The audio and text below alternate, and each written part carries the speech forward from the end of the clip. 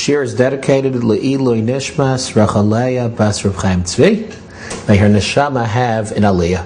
Taking a break from our regular Kitzur Shulchan Aruch shiur to discuss a little bit some of the relevant aspects of Hagadda Shel Pesach as the Chag approaches.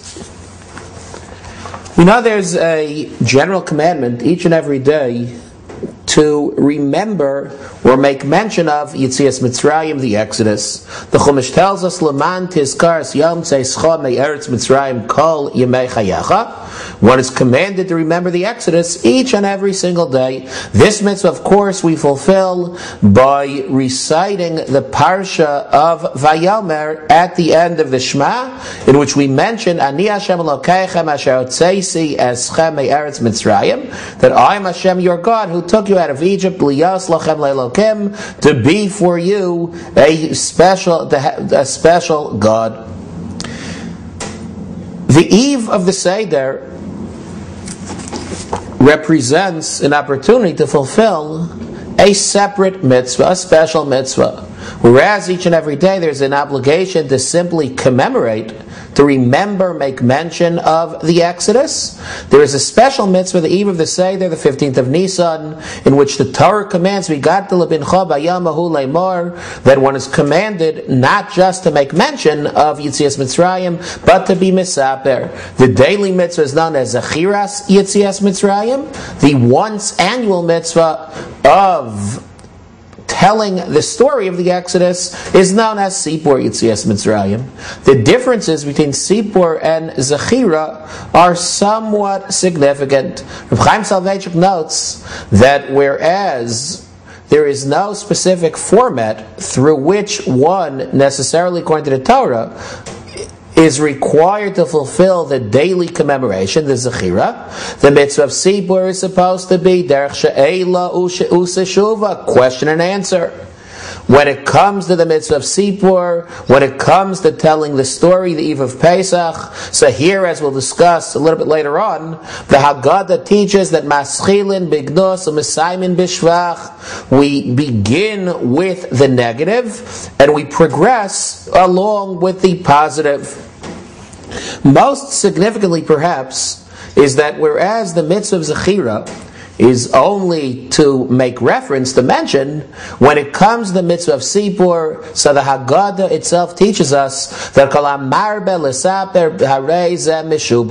the more the merrier. And that's why no matter how many Hagaddas a person has, no matter how many times a person has heard this story and heard all the various interpretations and Perushim, there is always something to add. I know myself in the house, I have, Baruch Hashem, several shelves worth of Hagaddas, each with different commentaries, and yet each year I walk into the store and most of the Hagaddas that are I've never seen before. There's so much. They're literally, probably after Tanakh, the most published sefer is the Hagadda Shel Pesach. Siddur probably is neck and neck, but there are literally thousands of commentaries on the Hagadda Shel Pesach at this point. That's what I'd like to do over the next few moments is to relate not so much to specific interpretations, but rather to themes that are addressed by the Hagadda Shel Pesach, and perhaps to show how some of these themes indeed do manifest themselves in the specific portions, in the specific passages of the Maggid, beginning with Ha Lachma Anya. The Maggid begins, Ha Lachma Anya. This is the bread of affliction, Diachalu Avasana Be'ara de Mitzrayim, that our forefathers ate in Egypt.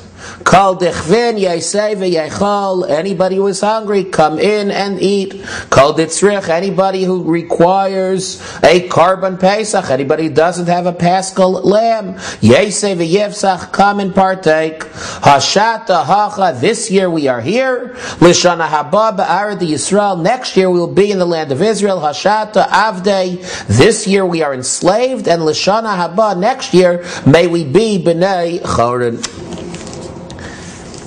A little bit strange. Why do we invite guests now? This is not a very sincere invitation. as if you really intended to invite guests to your Seder, which hopefully you did. So that was done the week before, the month before, at least the day before. If you're going to invite guests tonight, so at least open the door, at least go outside. As we generally don't do this. Some of us, most of us, open the door towards the end of the Seder. But if the Kol Shel Eliyahu, but we don't open the door at the beginning, obviously explains Rav Soloveitchik, this passage is not truly an invitation, but rather suggests the Rav, very, very interestingly, is a declaration, and this is, to the best of my knowledge, a unique interpretation. That's this interpretation of the Rav we don't find anywhere else, in which the Rav suggests that what we are doing as an introduction to Magid is declaring the Jewish attitude towards suffering. Halach ma'anya, this matzah is the bread of affliction we suffered in Egypt. What is going to be our response? Are we gonna ask questions and try to figure out why?